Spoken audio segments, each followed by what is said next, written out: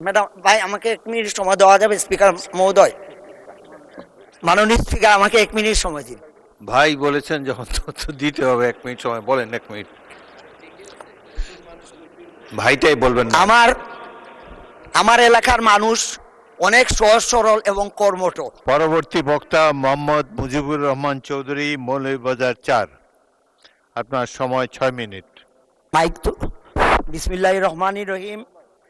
মাননীয় স্পিকার, মাননীয় প্রধানমন্ত্রী, মাননীয় মন্ত্রীবৃন্দ এবং মাননীয় সংসদ সদস্যবৃন্দ, প্রথমে আমি মহান রাব্বুল আলমিনের কাছে শুকরিয়া আদায় করছি।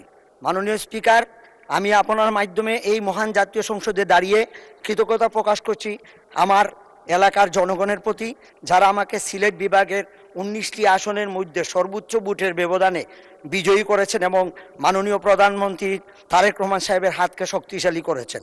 আজকের দিনে শ্রদ্ধার সাথে স্মরণ করছি বীর মুক্তিযোদ্ধা, স্বাধীনতার ঘোষক, বহুদলীয় গণতন্ত্রের প্রবক্তা শহীদ প্রেসিডেন্ট জিয়াউর রহমানকে।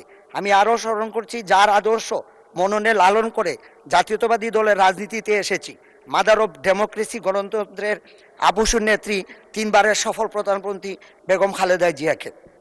মাননীয় স্পিকার, আমার এই আসন চা বাগান, পাহাড়, হাওর আর প্রাকৃতিক সৌন্দর্যের অপার লীলাভূমি। এটি বাংলাদেশের চায়ের রাজধানী হিসেবে পরিচিত। এই অঞ্চল শুধু অর্থনীতির নয়, পরিবেশ ও পর্যটনের দিকে অত্যন্ত গুরুত্বপূর্ণ। এখানে রয়েছে 29টি। মাননীয় সদস্য, দেখে দেখে পড়া অ্যালাউড না সংসদে। আপনি এমনি বলেন, সর্বোচ্চ ভোটে পাশ করেছেন, এক্সটেম্পর বলতে থাকেন। একবার নোটটা দেখে তারপর আমাদের দিকে তাকিয়ে বলতে থাকেন।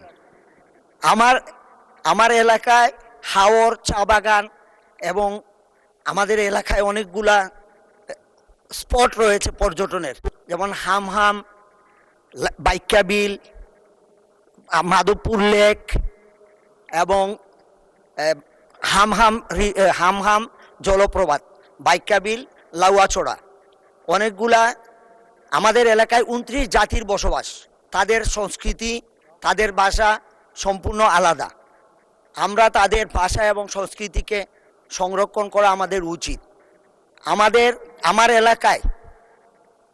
আমার এলাকায় পর্যটনের সুবিধার জন্য একটি পর্যটন ট্রেন চালু করলে খুবই ভালো হয়। এবং সিলেট এলাকায় আখাউড়া থেকে সিলেট পর্যন্ত ট্রেন লাইন অত্যন্ত পুরাতন এবং অনেক সমস্যা। আমার মনে হয় যে কোনো সময় অ্যাক্সিডেন্ট হইতে পারে। এই বিষয়ে সরকারের পদক্ষেপ নেওয়া প্রয়োজন।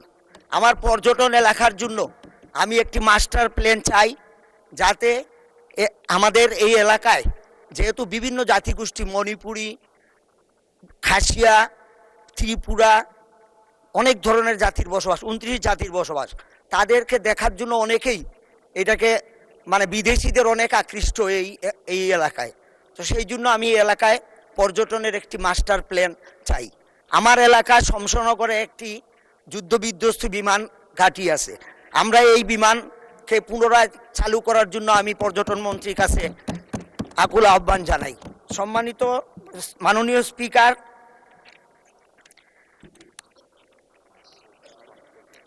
স্বাস্থ্য খাতের উন্নয়ন বিষয়টি অত্যন্ত জরুরি। পর্যটন হওয়ায় আমার শ্রীমঙ্গলে বর্তমানে 50 শয্যা বিশিষ্ট একটি হাসপাতাল আছে, এটাকে আমি 100 শয্যা বিশিষ্ট করতে চাই।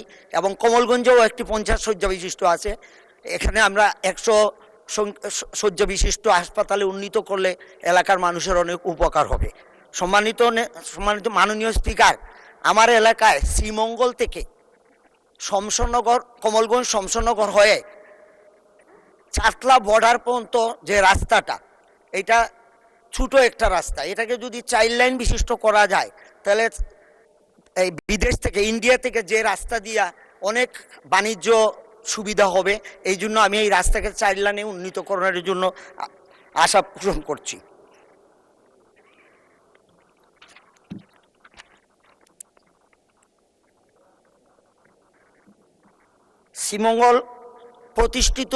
শ্রীমঙ্গলের একটি প্রতিষ্ঠিত দ্বিতীয় চা নিলাম কেন্দ্রটি পুনরায় চালু করার জন্য অনুরোধ করছি। কারণ ফেসিবাদের আমলে আমার এই এলাকায় চায়ের একটি নিলামের জায়গা ছিল, কিন্তু সেটাকে তারা খাটিয়ে চিটাগাঙে নিয়ে গেছে। আমরা এটাকে আবার পুনরায় চালু করার জন্য জোর দাবি জানাচ্ছি। আমার এলাকায় ইদানিং পরিবেশকে নষ্ট করে যেভাবে রিসোর্ট তৈরি হয়েছে প্ল্যান ছাড়া, এবং এটা সরকারের মানে সরকার কোনো এটা থেকে রেভিনিউ পাচ্ছে না। পাহাড় কেটে বিভিন্নভাবে রিসোর্ট তৈরি করা হয়েছে।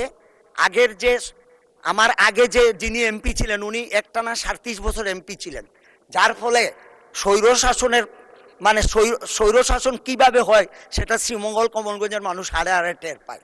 উনার যেটা মন চায় সেটাই উনি করছেন। আমাদের এখানে এই প্রভাবশালী লোকরা সরকারের জায়গা দখল করে, রেলওয়ের জায়গা দখল করে তারা বিভিন্ন স্থাপনা তৈরি করেছেন, যেটা আমাদের জন্য অনেক অসুবিধা। আমি আশা করব আমাদের এই এলাকার যে যে বনাঞ্চল আছে, যে সরকারি জায়গাগুলো আছে, সেটাও মুক্তির জন্য আমি সংশ্লিষ্ট মন্ত্রীদের কাছে আন্তরিকভাবে দাবি জানাই।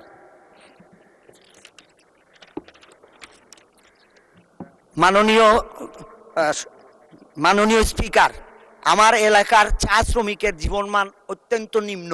আপনি যে মজুরি তারা পায় এটা দিয়ে সংসার চলার কোনো অবস্থাই সম্ভব না। তাদের এই মজুরি এবং তাদের সামাজিক উন্নয়ন কাঠামো আমি আপনাদের মাধ্যমে সংশ্লিষ্ট মন্ত্রী মহোদয়কে জানাইতে চাই, তাদের ব্যাপারে একটু দেখা দরকার। এইবার তারা আমাদের জনাব তারেক রহমান সাহেব যখন মৌলভীবাজার গিয়েছিলেন, ম্যাডাম ভাই আমাকে 1 মিনিট সময় দেওয়া যাবে? স্পিকার মহোদয়, মাননীয় স্পিকার আমাকে 1 মিনিট সময় দিন। ভাই বলেছেন যখন তথ্য দিতে হবে 1 মিনিট সময়, বলেন 1 মিনিট। ভাইটাই বলবেন না।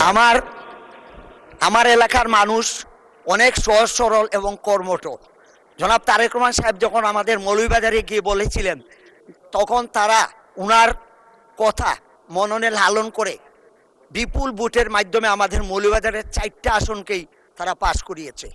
এই জন্য আমরা তাদের কাছে ঋণী। আমি চাই চা জনগোষ্ঠীর উন্নয়ন হোক এবং নৃগোষ্ঠীর উন্নয়ন হোক। আমাদের এলাকা পিছিয়ে পড়া এলাকা, 55 বছর আওয়ামী লীগ শাসন করছে, কোনোদিন বিএনপি এখানে ক্ষমতায় যাইতে পারে নাই।